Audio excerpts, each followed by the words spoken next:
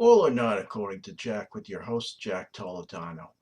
So normally I start on a much more cheerful note, normally, but I'm going to start out with a couple of serious topics. So first of all, I have a large brother. His name is Mark Keegan. He's very ill, and he can use our prayers right now. So my prayers go out to you, brother Mark.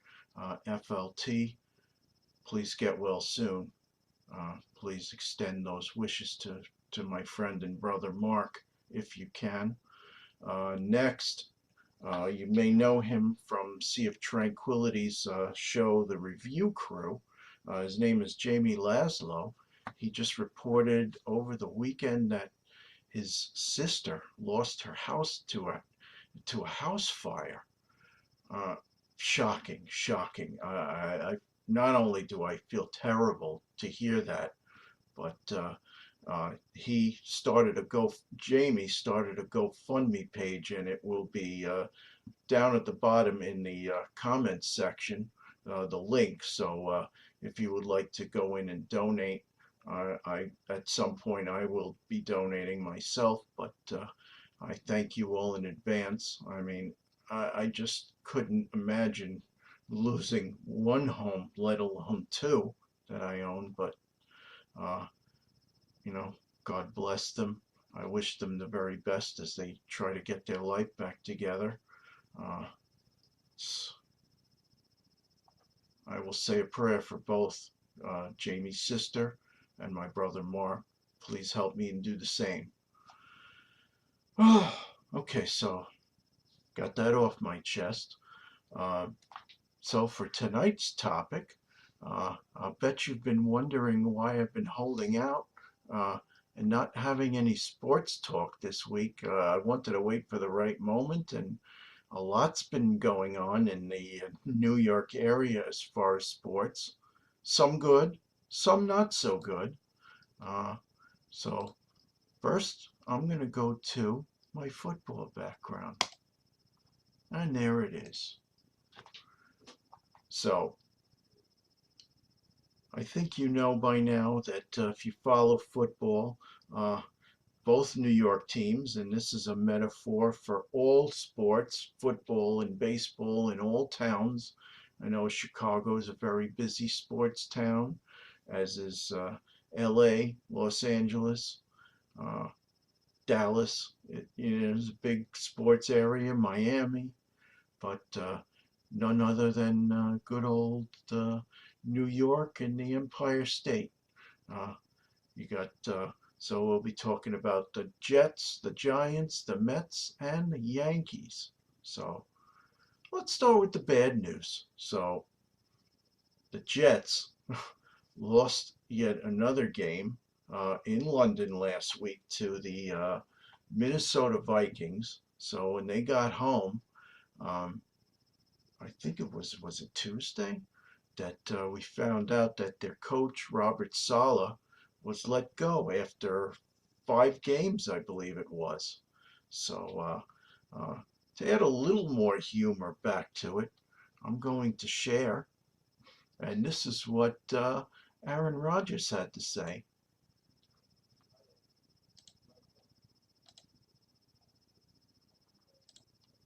I'm in charge of the Jets now. Robert Saleh was getting in my fucking way and opening his mouth to the media about how Aaron Rodgers, God of football, was responsible for the Jets' losses. Just listen to what that bald-headed imbecile said about me after the Vikings game. How would you assess Aaron's performance? Obviously up and down. The biggest thing that we've got to be able to do, the biggest thing that we talked about going into this game was playing clean ball, and Minnesota had been feasting on pick sixes and putting their offense in position to get easy layups, and unfortunately that pick six was a big difference in the game. Can you believe Robert blaming our loss on my interception when my offensive line let me get hit 11 goddamn times? Robert Saleh is a nobody, and he dared to disrespect Aaron Rodgers. After Robert said this, I went right to Woody Johnson. I told Woody to hand Robert a pink slip, and of course Woody did it because he's my fucking butler. Woody had security throw Robert on the street like he was a dog nobody wanted. Anyways, I don't feel bad. Robert's an all right defensive coordinator, but he isn't an NFL head coach, and we had to get rid of him. I'm calling the plays now in New York. See you guys next week. I'm in charge of the Jets now. Robert Saleh was getting in my... Oh my God. So this is the world we live in 2024, even in 2023 with AI. Those of you who don't know what that means, that's artificial intelligence. So yes, that was made up. It was a humorous take on everything, but in all seriousness, the media, uh, not just the media, but some people, some fans, some people were blaming Aaron Rodgers for Robert Saleh's uh, ultimate firing from the Jets. But so what do? They make their defensive coordinator their interim head coach, and you know what? They played a little better. Was it last night, Monday night, against the Buffalo Bills, their rival? They faced them 2 times every year. This was a Monday night home game for the Jets. Uh, you know what? They had their opportunities to win, but they didn't get it done. They lost a close one, 23-20. Uh, two field goals were missed by the Jets. Two, mind you, clanged off the left upright. So my question to you, conspiracy theorists, how the hell do you make that up? Uh, you have to be mighty skilled to kind of fake that. To miss an to miss a field goal kick, have it spin perfectly with the wind, and hit the upright twice. But you know what? Jets fall too. They got in the red zone a few times. They couldn't score, and let's see what next week brings. So so now now today we get the news that they have they signed Davante Adams, who used to play with Aaron in Green Bay. Supposedly he is a top flight receiver. We'll see where that gets us. But you want to know something? You guys still have to figure out ways to win. I mean, Breece Hall ran pretty well, but once you guys got down to the red zone, you got to put the pedal to the metal, guys. You know, otherwise, as you know, my future son-in-law George says, they're basically a 5-win team. So, what are you going to do? So let's talk about that other team in the freaking New York area, the New York Giants, a team that so Malik Neighbors, their hot signing in the draft, their first round draft pick signing, and what do? They gets a concussion about a week or two ago, so he's out. He can't play. So rumor has it he went to a hip hop concert just over the weekend. So Brian Daboll, ever the head coach that circles the wagons and protects quarterback Daniel Jones to the very end, now he's telling the media, "Oh, we're just going to handle this in house." I mean, what the hell are you doing if you're in concussion protocol at a freaking hip hop concert? They're paying you, I'm sure they paid you a nice $1 million+ signing bonus to sign with the Giants. And what do? You don't take care of yourself properly. You know what? This is your number one priority, helping this team win. And you know what? Unacceptable. You're 2-4. I mean, you could be 5-1. You could have beaten the Washington Commanders, but you had no kicker, so you lost. To what was the final? 21-18. You was it 21-18 or yeah, 3 touchdowns, no extra points, to 7 field goals. Morons. What else? Then you lost to the Dallas Cowboys, 20-15. You couldn't even score any touchdowns this time. 5 field goals. It's not going to get it done. against a team that's going through their own personal hell right now. Dallas is now 0-3 at home. They got trounced a few times to a 2-4 New Orleans Saints team. They were getting trounced by the Baltimore Ravens. They came back. I think that final was 28-25, but was the final. They came back, but they were getting trounced. Their latest trouncing was against the Detroit Lions, calling themselves the new America's team. 47-9, and the Giants couldn't fucking beat them. Oh, I don't get it, guys. You know, I think, and what happened today? Jerry Jones, the Dallas Cowboys owner, he was being questioned. And what did he do? He actually threatened the reporter that it was going to get him fired for asking his line of questioning. Did you think of drafting this one or that one, or disciplining this head coach, or whatever the case may be, or hiring certain head coach? And yeah, personally, I think the New York area, you need to put John Mara on the hot seat. You're paying all this money for PSLs and season tickets, and you don't hold this guy accountable? Personally, I think the Giants should be playing in a half-empty building right now. It's how disgraceful it is. You know, you paid all this money to Daniel Jones, and the guy, he can't throw a deep ball. He can't connect with his receivers. Granted, they're second-rate receivers, but, you've connected a few times with Darius Slayton. You finally connected with him in that Seattle Seahawks win in Seattle. So starting to show me some hope. So what do? You come home Sunday night, you lose to the 1-4 Cincinnati Bengals at home, and you score 7 points. What the hell, guys? 17-7 to the Cincinnati Bengals? I mean, come on. You can't find Jalen Hyatt. Granted, it's partially his own fault.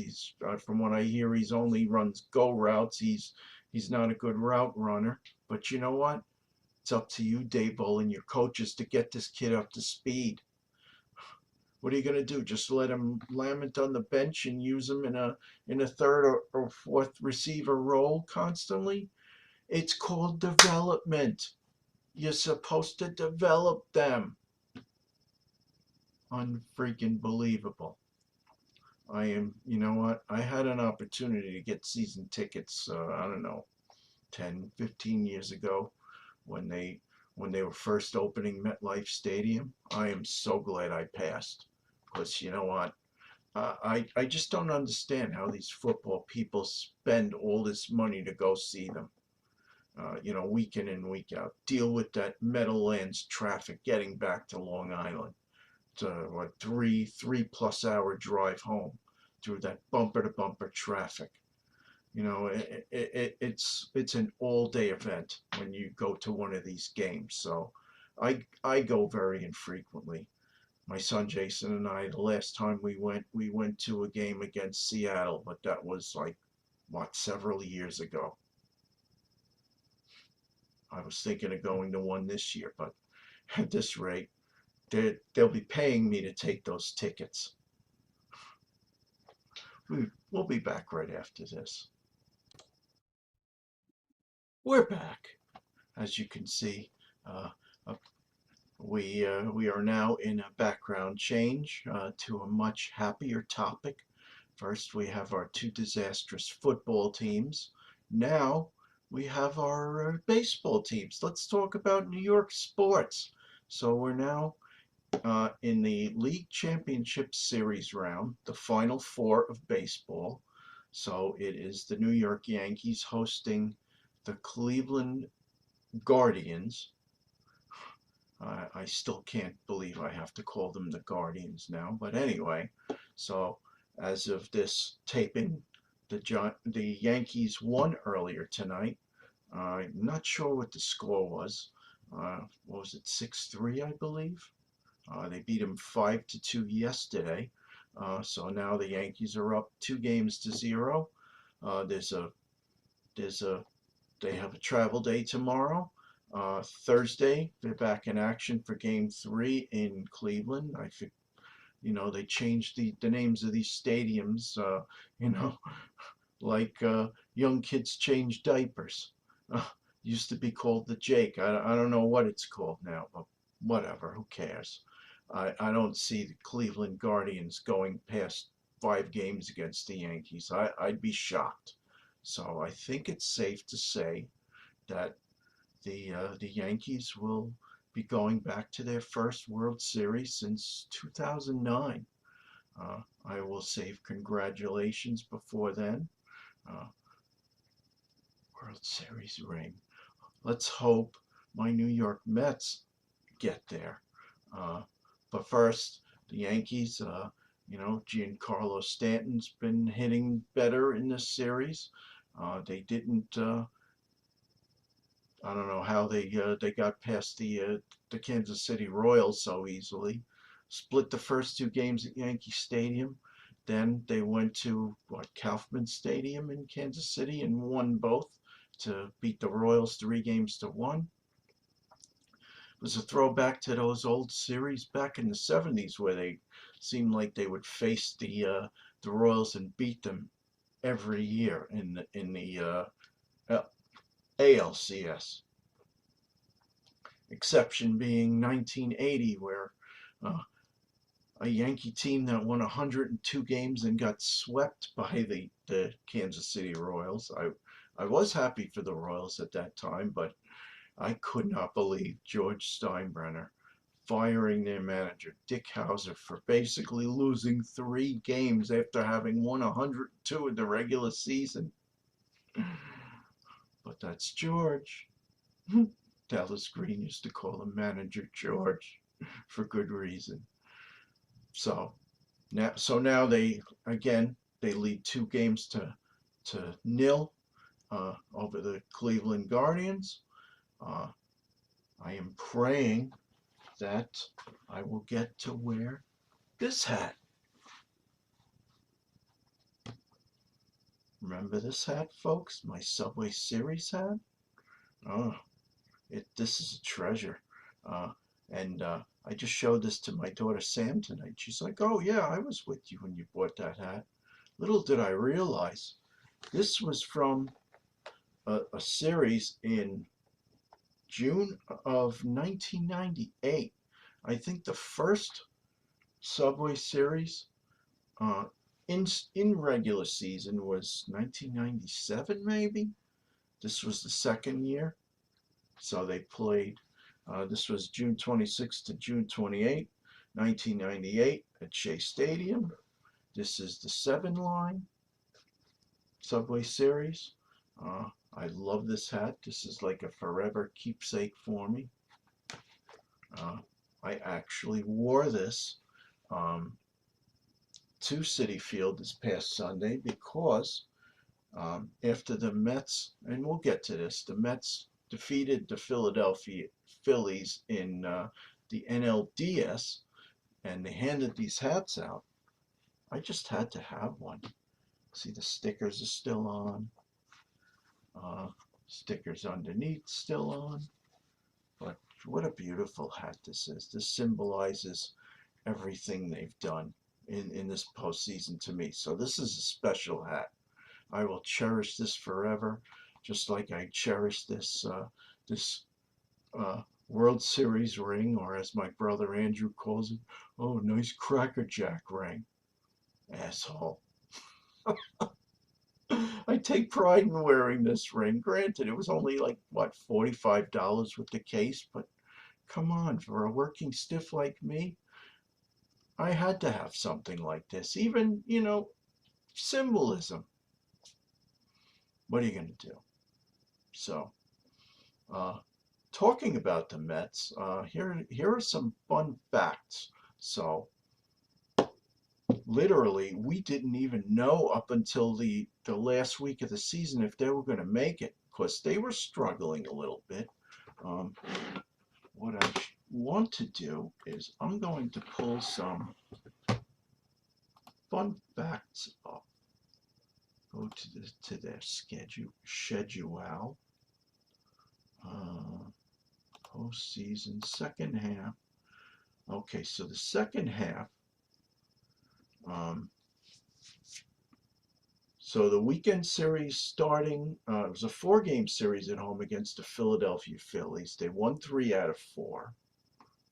The one loss, they got trounced 12-2.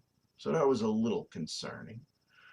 Then they went to Atlanta Tuesday, September 24th. They lost 5-1.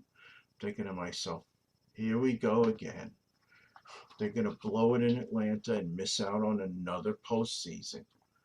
Kind of like 2007, 2008, and a whole bunch of other years that they blew it the last week of the season. So then what happened? Wednesday and Thursday, they got postponed because of that hurricane that hit landfall and actually went up, not up the coast, but over land through Atlanta and into the mountains of Tennessee and North Carolina. So I wish all those people very well. I hope they're getting their homes back in order. Say a prayer for you all, just like I am for Jamie's sister. Okay, so then they went to Milwaukee, September 27th.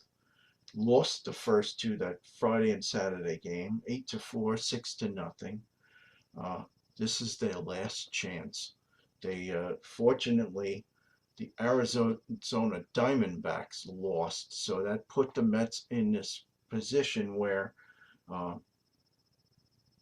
should they win in Milwaukee, which they did, they finally beat the Milwaukee Brewers, first time in 6 tries in the in-season, 5-0. Peterson pitched a gem, good man Peterson. So now they had to play a make-up doubleheader in Atlanta with the stipulation. All they had to do was win one game in that doubleheader, and they are in, because they were in a virtual tie with the Diamondbacks, and they won the season series over the Diamondbacks 4-3. I believe Atlanta had the edge because they won the season series over the Mets. But so Mets were trailing in that first game, but then Mr. Lindor, our hero, hits a home run in the 8th inning. They win the game. Oh, Diaz almost blows it for us. But then, oh no, it was in the 9th inning that he hit a home run. So they were trailing 7-6 in the 9th inning. They had scored like 6 runs in the 8th. They took a lead. Braves took the lead back 7-6. Lindor gets up, hits a 2-run homer. They take the lead 8-7. Finally, they held on. They won in their House of Horrors in Atlanta. So they're now 89-72, and they are in. Now, the last game was kind of moot, but had they won that, they could have knocked Atlanta out, which they didn't do. They lost 3-0, so this very odd circumstance, both the Mets and Braves got in. Mets is the 6th seed. Braves is the 5th seed. So now let's talk postseason. So now the Mets had this unenviable task. They had to fly back to Milwaukee, a team that they lost 5 out of 6 to in the regular season. But and in this format, this wild card series, they play a best of series only in Milwaukee. Of course, that's how it's done in the wild card series, I guess, to prevent too much travel. Only, they give it to the higher seeds to host, only in that stadium. So the Mets had to win 2 out of 3 in Milwaukee. So they took game 1 8-4. They lost game 2 5-3. Game 3 Thursday, October 3rd. It was a scoreless tie up until the bottom of the 7th inning. Brewers hit 2 solo home runs to take a 2-0 lead. They're trailing 2-0 going into the 9th inning. Was it Lindor? Somebody, I think it was Lindor, who actually saw the relief pitcher. So first there were men on base, 2 men on base. Lindor made an out, but he saw that the pitcher, their ace closer, mind you, was tipping his pitches. Supposedly he was holding his hand not as deep in the mitt when he was going to throw a changeup, and I guess Alonso knew this going up to the plate. So what does he do? He looks for an outside pitch, crushes it over the right field wall. The Mets take a 3-2 lead in the 9th inning, basically deflating all of Milwaukee. They score another run. They win 4-2. So a couple of fun facts about that. So here we are in 2024. So I was born in '64, so I missed 2 of these events.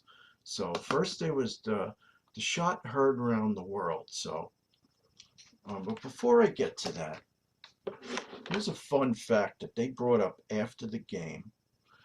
Basically, they said Pete Alonso is the first player in Major League Baseball history to hit a go-ahead home run while trailing in the 9th inning or later of a winner-take-all postseason game. So now I was doing a little research because I'm calling this our shot heard around the world in our generation, because it was. I mean, they were fucking going home. They were going to basically go home and get their golf clubs out, and Polar Bear saved our season. Thank you so much. Shot heard around the world. That happened in 1951. So back then, they did not have a postseason series. The team and there was only one division in each league. There was the National League and the American League, no divisions. So whoever won that division went right to the World Series. But what happened that year, the Brooklyn Dodgers and the New York Giants, they finished tied. What was their final record? Background. They both finished 96 and 58. They were playing 154 game seasons back then. They both finished with a tied record. So what they did was they had a 3-game series. So they were tied 1 game apiece. And in that third and deciding game at the Polo Grounds, Bobby Thompson hit a home run over the left field wall, a 3-run homer. They were trailing 4-2, and he hits a 3-run homer, and game over. Giants win the radio. The Giants win the pennant. The Giants win the pennant. Here I thought that was the first time, but no, they actually considered that in-season play to decide the division. They did not consider that the league championship series. So that's why that statistic from Mr. Alonso holds up to this day. That's just incredible. So then I looked up the 1960 World Series. And this was the Pittsburgh Pirates and the New York Yankees in a deciding 7th game. They were playing at Forbes Field in Pittsburgh, PA. Bottom of the 9th, but they were tied. So I guess that didn't apply. That rule didn't apply, where Alonso hit the go-ahead home run. This was a tie game where Bill Mazeroski hit that homer, and the Pirates win in the bottom of the 9th, 10-9 to win that World Series. So basically now we got 3 shots heard around the world. First in 1951, then 1960, and now in 2024. So what happens? Now the Mets get to go from Milwaukee, they go right to Philadelphia, because now we're going to face our arch rival nemesis, the Philadelphia Phillies, in the NLCS and LDS. So, and before I continue, I just want to commend all the Philadelphia Philly fans. I never thought that I would be doing this. I just want to compliment you. You know, it's been said in other years that people don't like this current format. You know what? I'm going to share again. Let's get to the format. The fucking way. And opening it. All right, hush you. Let's go to ESPN. ESPN.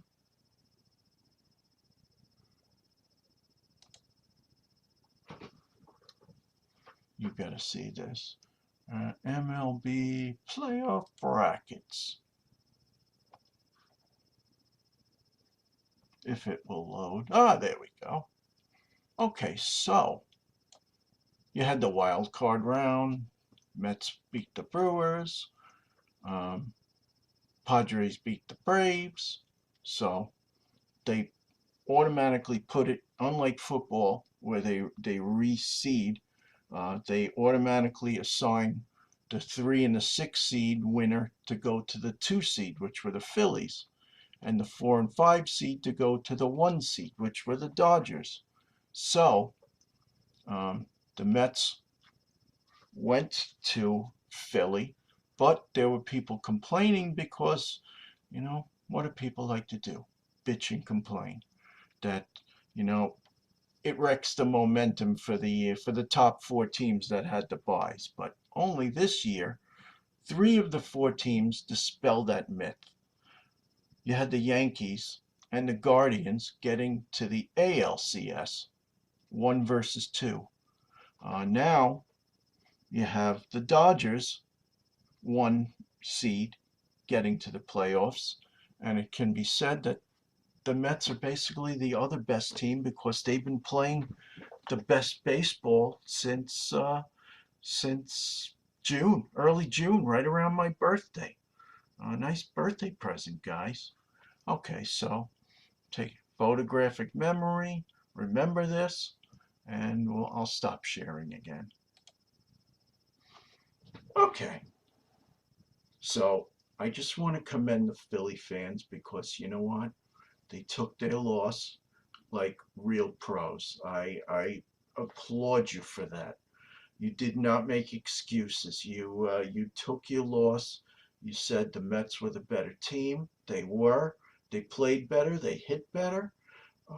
Basically, they admitted that since right around the All-Star game, the Phillies were playing 500 ball, whereas the Mets were playing basically above everybody since the beginning of June. And, you know, with this current regular season format where you play everybody in the American League, at least a 3-game series, and now you only play teams in your division 13 times, whereas you used to play them 19 times.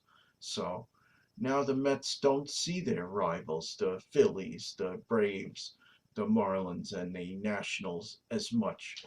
So now you have a home and away series probably in the spring, and then usually a home and away series in late August, early September, which the Mets and Phillies didn't see each other till later in September. But the Mets clearly played better. They took game 1. Let's go back to the. I'm just going to read the scores for you. Game 1, they were trailing in this game 1-0 going to like the 8th inning. They just put a bunch of freaking runs up in the 8th inning. They ended up winning 6-2, stunning the Philly crowd. They probably could have won game 2, but Diaz blew it for us. So Philly with a walk-off double, I believe it was, to win it in the bottom of the ninth, 7-6, to tie the series. Game 3, no match. Sean Manaea pitched a freaking gem. Nola, who's a very good pitcher, he didn't get it done. Mets beat him 7-2, which brings us to Game 4, also at Venerable City Field on October 9th, trailing 1-0. Their starting pitcher, Sanchez, I believe, pitched lights out. I mean, the Mets loaded the bases a few times, but they couldn't score. He just kept pitching out of jams. I thought he did a great job. Once the Mets got to the bullpen in the 6th inning, Lindor comes through again, hits a grand slam. Diaz almost gives it back in the 9th inning. But Mets hold on and win 4-1, win the NLDS. I buy this hat, which I just love it. I love the gold numbers and everything. Dodgers got one also, but so that's that. What else was I gonna say? Oh, so Philly fans, chin up. You got us in 2007. Not a lot of people remember that year. So 2006, I went to Shea Stadium and saw them in the NLCS in Game 7 against the St. Louis Cardinals. I was there. I had a seat in the left field mezzanine box seats. So my wife Susan worked for an attorney, patent trademark attorney. His partner had Met season tickets, and he actually gave me a ticket to that game. I ended up going by myself, but hey, I got in. I was hoping to see a celebration after the game in Game 7, but wasn't meant to be. I was like right freaking there to see Andy Chavez's great catch in left field. I thought that would spark them. It didn't. I saw the freaking Adam Wainwright hook curveball that Carlos Beltran looked at for strike 3. And,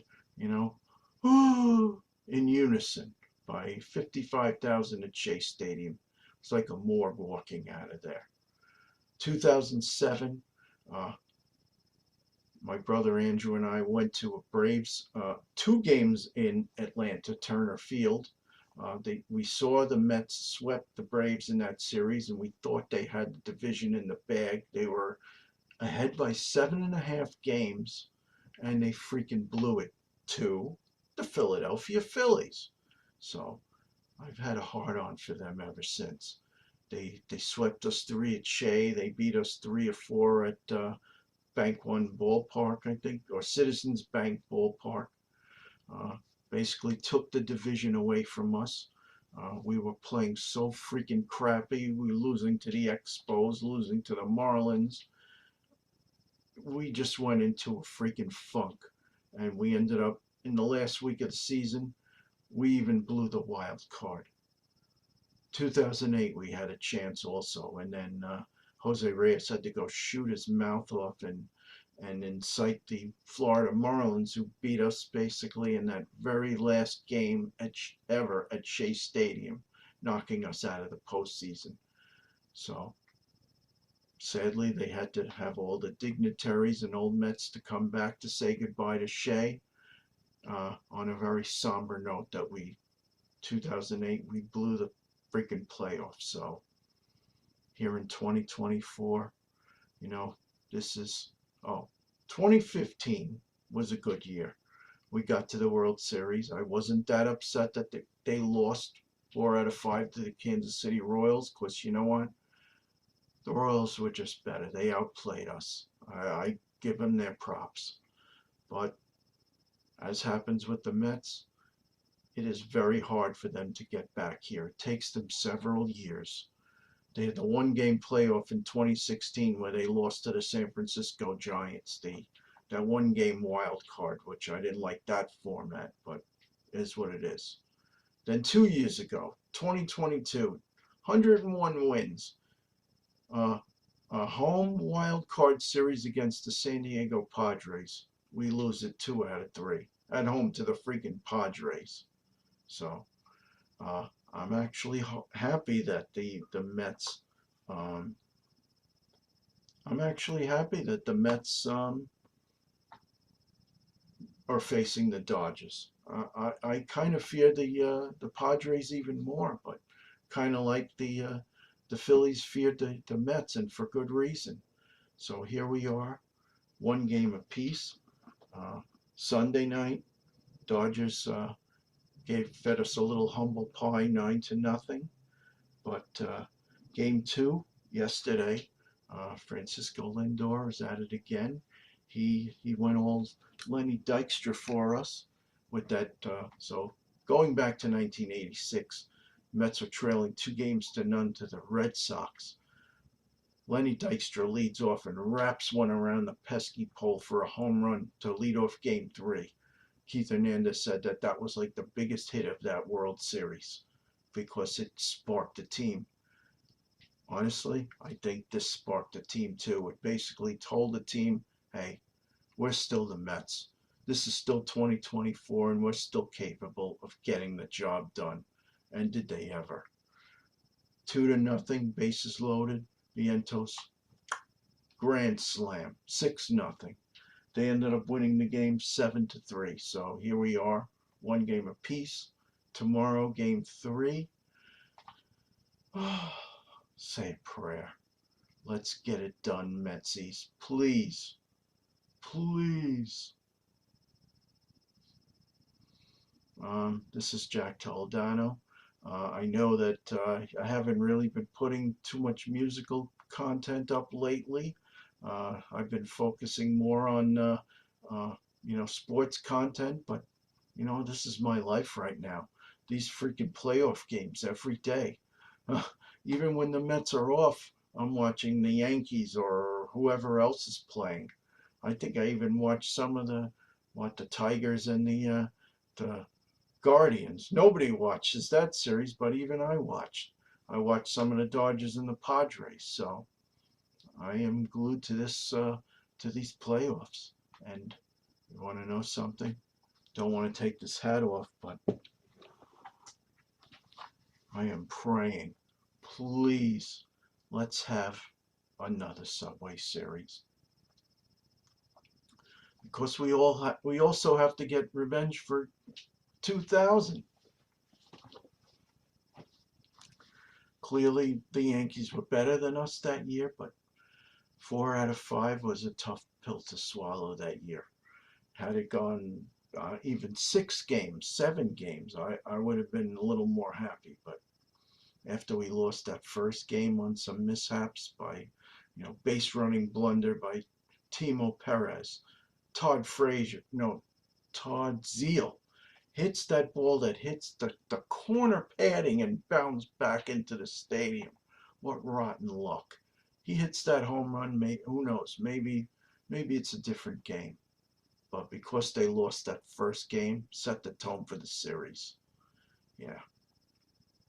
But, and I was just telling George, you know what? We beat the Yankees 4 games to none in the regular season. I hope that is not a bad omen. We will see. You know what? The Mets are already, they're already playing with house money. They won in their House of Horrors in Atlanta. They won a very tough series in Milwaukee. They got past a team, the Philadelphia Phillies, who won the division. Everybody thought, on paper they were a better team, but apparently not. But this is where we are. Coming up, I do have a special series that I'm working on, a 4-parter. I'm going to be talking about my top 100, get this, metal songs of all time. Once I am ready, I will share, probably coming up in the next few weeks. Also, in the next few weeks, I am also working on my top 31 best debut albums. So kudos to Mr. Pete Pardo, who's working on that as we speak for the month of October. Every day he comes on and he gives a different album. As for me, I'm going to do all 31 albums in one episode, but I probably will wait till the end of the month. Uh, I put my list together, but now I got to put a PowerPoint together, and hopefully, I will have that ready to go for you. Um, and just, thank you for the idea, Pete, and I thank you for giving me the go ahead to do it. Uh, and I hope you're enjoying your vacation right now. And from one Met fan to another, let's go Mets! Let's go Mets! Buy me some peanuts and cracker jacks. I don't care if I ever get back. Have a good one, folks. Bye.